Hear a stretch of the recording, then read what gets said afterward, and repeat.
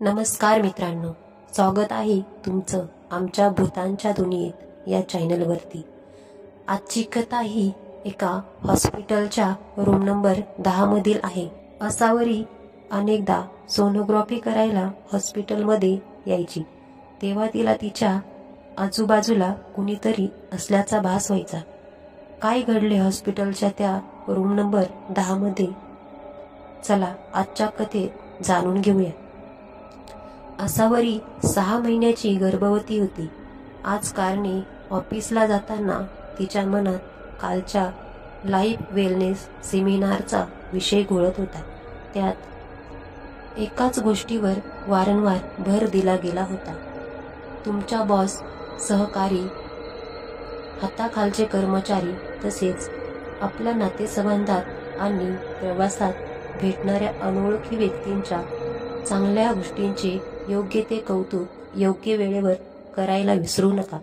जमल्यास रोज एका अनोळखी व्यक्तीला छोटी मोठी मदत करा, कधीतरी नंतर त्याचे फळ आपल्याला मिळावे म्हणून नव्हे तर फक्त आपण या सृष्टीचे काहीतरी देणे लागतो त्याबद्दल कृतज्ञता व्यक्त करता यावी म्हणून। हे सगळे आचरणात आणायला कठीण आहे, पण रोज त्या दृष्टिकोनातून प्रयत्न करायला काय हरकत आहे। असावरीने विचार केला। अजून काही दिवस ती काम करणार होती, मग सुट्टी घेणार होती। कधी शक्य झाल्यास तिचा नवरा तिला ऑफिसमध्ये सोडायला जायचा, तर कधी कार चालवायचा कंटाळा आल्यास ती प्रायव्हेट कॅब करून जायची। आज ती स्वतः कार घेऊन आली होती। गाडी मेन गेट मध्ये शिरल्यावर गेट उघडणाऱ्या सिक्युरिटी गार्डला तिने आज प्रथमच स्मितहास्य करून धन्यवाद म्हटले। त्याला बरे वाटले। अशा रीतीने वातावरणात एक सकारात्मक ऊर्जा निर्माण झाली। आपल्या कामाची दखल घेतली गेल्याचा आनंद तिच्या चेहऱ्यावर दिसत होता। रात्री ऑफिसमधून निघायला असावरीला जरा उशीर झाला। 10 वाजले होते। ऑफिसच्या कामाचा आज खूप ताण आला होता। आजच्या मीटिंगमधल्या कस्टमरच्या खूप लवकर प्रोडक्ट डिलिव्हरी करण्यासाठीच्या आवाजवी दबावाचा तिला आणि तिच्या टीमला खूप ताण आला होता। तिच्या डोक्यात सतत तेच विचार घोळत होते। मग अचानक तिला कालचा सेमिनार आठवला। आज तिने सिक्युरिटी गार्डचे केलेले कौतुक तिला आठवले आणि त्याच्या चेहऱ्यावरील आनंद आठवून तिलाही बरे वाटले आणि तिच्या मनावरचा ऑफिसचा ताणही थोडा हलका झाला। आता ती कमी रहदारीच्या रस्त्यावर होती। सहजच खिडकीतून तिने उजवीकडे पाहिले। तिला एका स्त्रीच्या ओरडण्याचा आवाज आला। तिने गाडी थांबवली आणि पाहिले तर जवळच एक रिक्षा थांबली होती।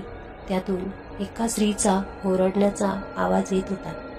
त्यातून एक पुरुष उतरला जो खूप काळजीत दिसत होता। तिने कार थोडी रस्त्याच्या कडेला थांबवली आणि रिक्षाकडे गेली।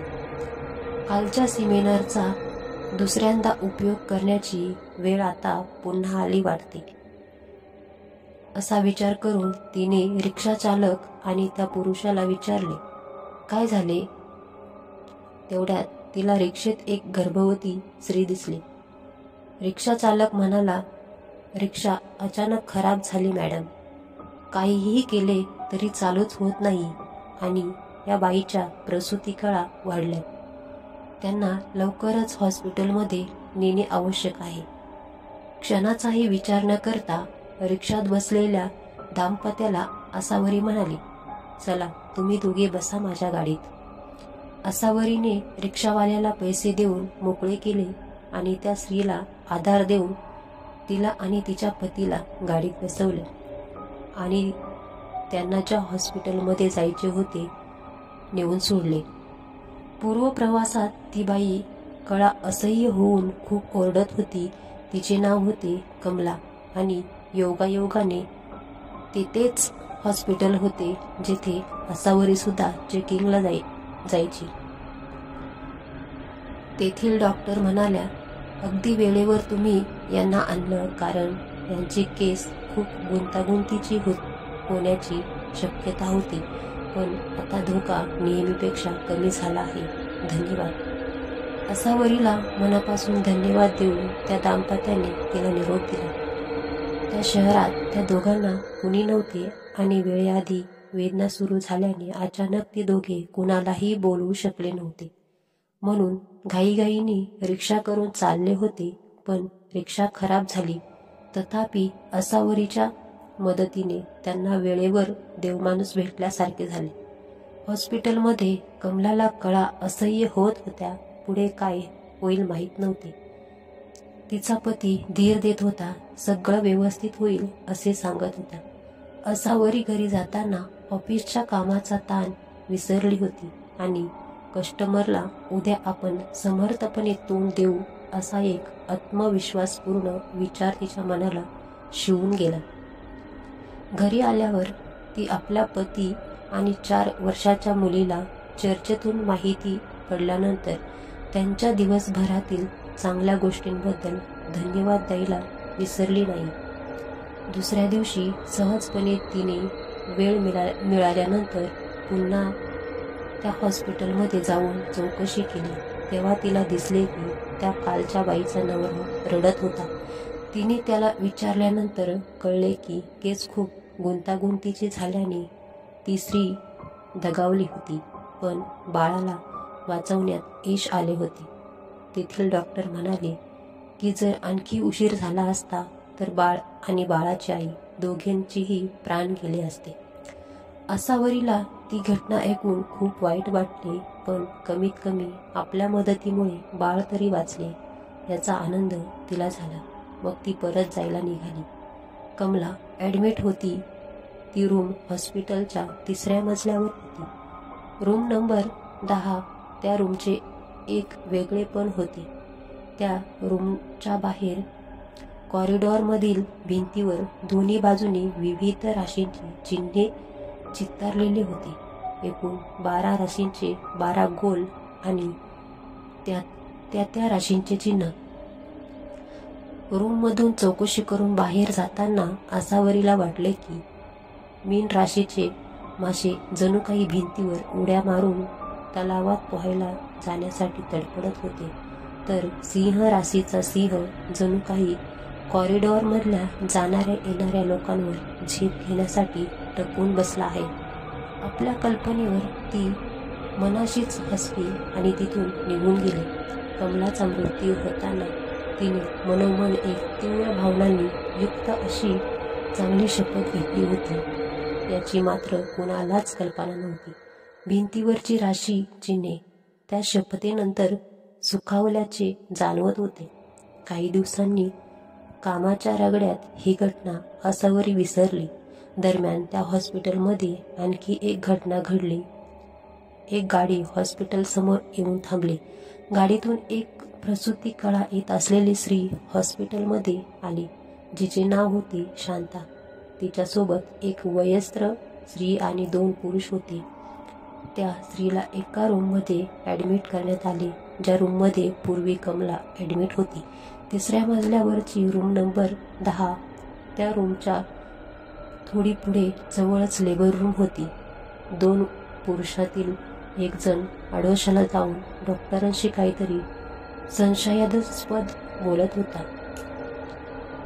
दरम्यान शांताला लेबर रूममध्ये नेण्यात आले आणि ते डॉक्टर सुद्धा थोड्या वेळाकरता लेबर रूममध्ये गेले. मग शांताच्या त्या रूम नंबर 10 मध्ये आधीच येऊन बसलेली होती वयस्कर स्त्री आणि तो पुरुष बराच वेळ बोलत बसले. एकमेकांशी विचित्रपणाने हसले आणि मग ती वयस्कर स्त्री लेबर रूममध्ये निघून गेली.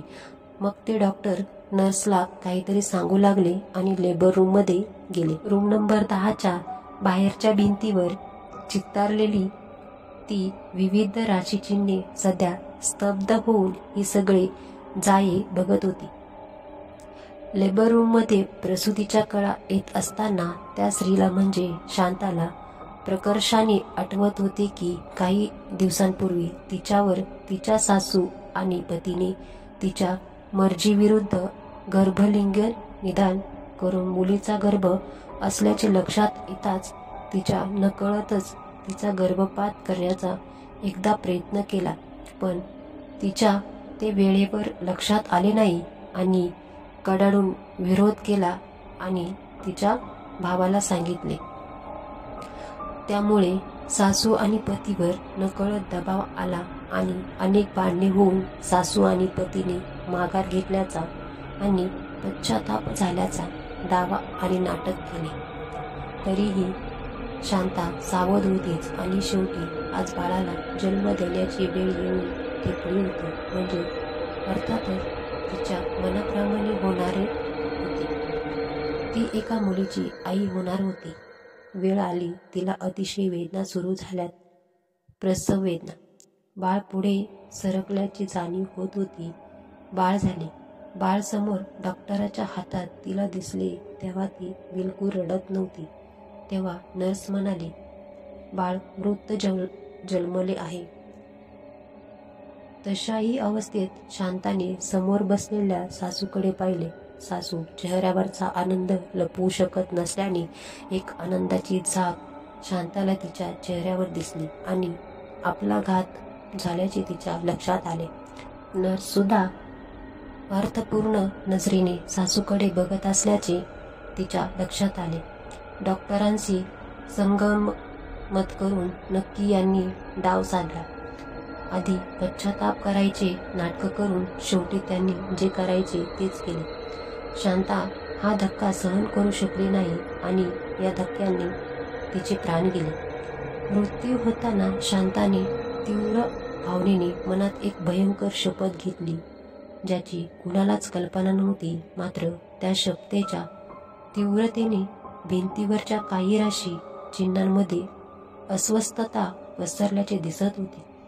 काही दिवसांनी शांताची सासू आणि पती हे त्यांच्या दुसऱ्या लग्नाची बोलणी करून रात्री घरी आल्यानंतर रात्री एका विंचवाने पायाला चावून घरात त्यांचा प्राण घेतला.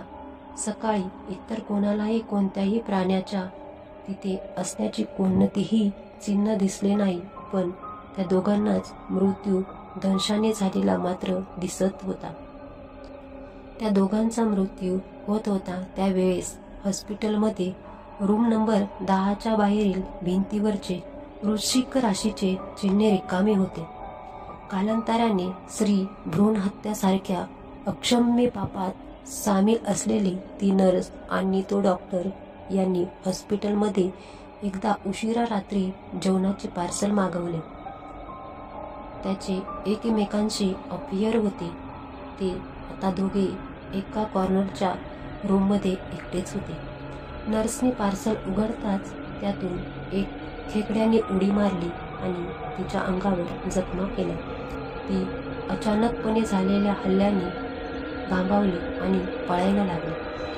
त्याच दरम्यान डॉक्टरने पार्सल उघडले असता त्यातून 2 जिवंत मासे निघाले आणि त्यांनी त्यांच्या तीक्ष्ण दातांनी डॉक्टरांच्या ओठांना आणि जिभेला करकचून चावा घेतला. तसेच चेहऱ्यावर वार करायला सुरुवात केली.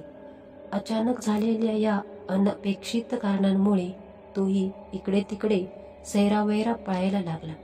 CCTV मध्ये मात्र दिसत होते की पार्सलमध्ये पोळी भाजी आणि भात बघितल्यावर अचानक डॉक्टर आणि नर्स घाबरले आणि जेवण तसेच टाकून पळायला लागले. पळता पळता ते एवढे घाबरले होते की रूमच्या खिडकीच्या काचेतून त्या दोघांनी उडी टाकली आणि खाली पडताच त्यांचा प्राण गेला. अकस्मात मृत्यूची नोंद झाली.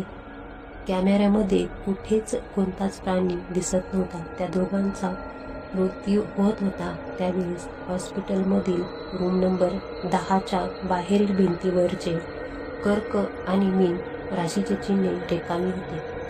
रूम नंबर 10 जवळचे कॉरिडॉर संपल्यानंतर कॉर्नरलाच एक मोठे डेस्क होते. तेथे रात्री तिन्ही रात्रपाळीचे नर्स समोरच्या कॅम्प्युटर जवळ झोपलेल्या अवस्थेत बसल्या होत्या. त्यांची नेमणूक दिलेली कामं करत होत्या. वरच्या बाजूला एक गोल टोपीच्या आकाराचे कव्हर असलेला एक लॅम्प होता.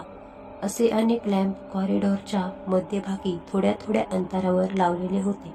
त्या नर्सपैकी एकीचे लक्ष दूरवर भिंतीवर गेले तेव्हा तिला स्पष्टपणे जाणवले. तेव्हा ती बाजूच्या नर्सला म्हणाली सुद्धा, अगं, तो तिथला खेकडा आणि मासे कुठे गेले? काही दिसतच नाही. दुसरी नर्स भिंतीकडे न बघता कॅम्प्युटरवर काम करता करता तिची टर उडवत म्हणाली, अगं बाई, झोपेच्या धुंदीत काहीही बोलू नकोस. असं कर, कॉफी मशीनमधून कॉफी आण आपल्या दोघांसाठी. मस्त फ्रेश वाटेल, झोप उडेल आणि कामात मन सुद्धा लागेल. ती कॉफी आणायला गेली तेव्हा खेकडा आणि 2 मासे जागेवर होते. मला भात झाला असे नक्की, असे म्हणून ती कॉफी आणायला मशीनकडे निघून. असावरी अनेकदा सोनोग्राफी करायला हॉस्पिटलमध्ये यायची तेव्हा तिला तिच्या आजूबाजूला कोणीतरी असल्याचा भास व्हायचा. 1-2दा तिने नवऱ्याकडे बोलून दाखवले, पण त्यांनी समजूत काढून तिला धीर दिला आणि सारख्या बाळाच्या विचारांमुळे एखाद्या वेळेस तसे होत असेल असे त्याने सांगितले. ती सोनोग्राफी रूममधून निघून गेल्यानंतर रूममध्ये कुणीही नसताना तिथे सोनोग्राफी मशीन आपोआप सुरू होऊन त्याची हालचाल व्हायची. एवढेच नाही तर इतर काही स्त्रियांचे वेळेस सुद्धा असे व्हायला लागले. पण ती हालचाल बारीक असल्याने CCTV 24 तास मॉनिटर करणाऱ्या गार्डच्या नजरेत आली नाही आणि तो दिवस उजाडला.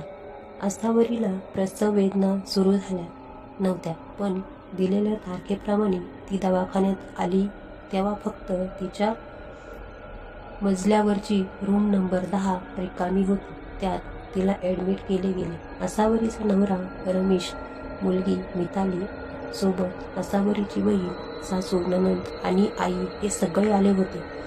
रात्री 3 वाजता तिला वेदना सुरू झाल्या. तिला लेबर रूममध्ये नेण्याची लगबग सुरू झाली. इकडे त्या नर्स जिथे बसायच्या त्या कॉर्नरवरील डेस्कच्या वर पण थोड्या अंतरावर पुढे जिथे लॅम्प होता त्याजवळ छतावर उलट्या लटकलेल्या 2 पांढऱ्या साडीतील केस मोकळे सोडलेल्या आणि भेसूर काळसर चेहरा असलेल्या 2 स्त्रिया एकमेकींशी तावातावाने भांडत होत्या. शांताचा आत्मा असावरीला मारण्यासाठी रूम नंबर 10 कडे त्वेषाने जात होता. छताला उलटी लटकून मग भिंतीवरून रूममध्ये शिरायचा बेत होता तिचा. पण दुसरी स्त्री म्हणजे कमलाचा आत्मा तिचा मार्ग रोखून धरत होता. सोड माझा रस्ता, मूर्ख स्त्री. मी गेल्या काही महिन्यात सोनोग्राफी मशीनच्या मदतीने एक गोष्ट शिकली आहे आणि मला माहीत आहे की असावरीला मुलगा होणार आहे आणि ज्या कोणा स्त्रीला मुलगा होणार असेल तिला मी मारून टाकणार. माझी मुलगी मारली माझ्या पतीने आणि सासूने, डॉक्टरांनी आणि नर्सनी. मग मी त्यांना मारलं. आता अशी प्रत्येक स्त्री जी या रूम नंबर 10 मध्ये येणार आणि जिला मुलगा होणार असेल तिला मी मारणार. माझा बदला घेतच राहणार. खबरदार पुढे आलीस तर माझ्याशी गाठ आहे. आज माझं बाळ या रूम नंबर 10 मधल्या स्त्रीमुळे जिवंत आहे.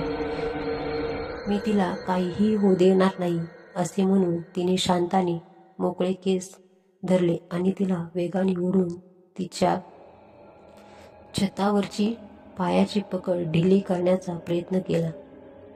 तशी शांता चवताळली आणि तिने लॅम्पचा आधार घेऊन लॅम्पला हाताने पकडले.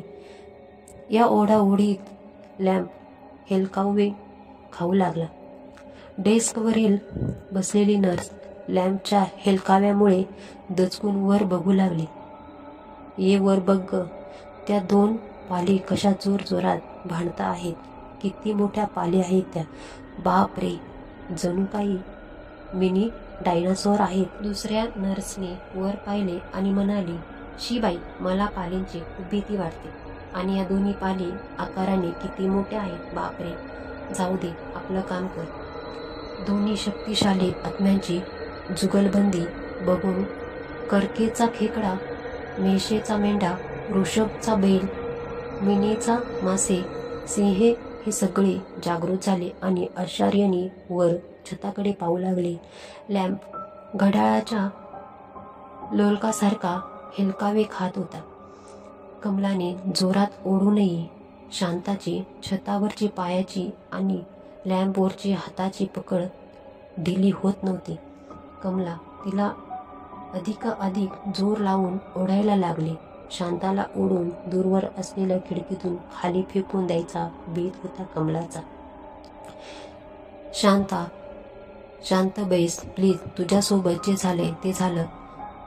त्याची शिक्षा इतर कोणाला कशाला देतेस? तुझा बदला तू सासू, पती, नर्स आणि डॉक्टर यांना मारून घेतलास ना, मग आता निरपराधाला त्रास का देतेस? मी मृत्यूपूर्वी शपथ घेतली आहे की रूम नंबर 10 मधील ज्या कोणी स्त्रीला मुलगा होणार असेल आणि हे मला जेव्हा माहीत पडेल त्या स्त्रीला आणि पोटातल्या मुलाला मी मारणार. तुला माहीत आहे ना की मृत्यूपूर्वी मनापासून घेतलेली शपथ ही खरी होतेच. कितीही अडथळे आले तरी. अगं अक्कलेची अर्धवट. तू जशी शपथ घेतलीस तशी मी सुद्धा शपथ घेतली आहे. मृत्यूपूर्वी या असावरीची आणि या रूम नंबर 10 मधील प्रत्येक स्त्रीची प्रसूती सुखरूपच व्हायला हवी अशी. काहीही झालं तरीही बघूया आता कुणाची शपथ जास्त शक्तिशाली आहे ती. शांता बेसूर हसू लागली. कानठळ्या बसवणारे मोठमोठे आवाज तोंडातून काढू लागली. डेस्कवरील नर्स म्हणाली, शी काय बाई. या पालींनी उच्छाद मांडलाय. किती मोठ्यांनी चुकचुकते आहे ती पाल. अगदी कानठळ्या बसत आहेत आणि भीती वाटते आहे त्या आवाजाची. अगदी अभद्र आवाज. दुसऱ्या नर्सने पण कानावर हात ठेवले. शांता कमलावर कडाडली. आता बघच तुला त्या समोरच्या विंचवाची ताकद दाखवते. तो माझ्या आज्ञेत आहे. मग शांताने एक अघोरी मंत्र म्हणून वृश्चिक राशीच्या चिन्हांतील विंचवाकडे डोळे स्थिर केले. विंचू हलू लागला.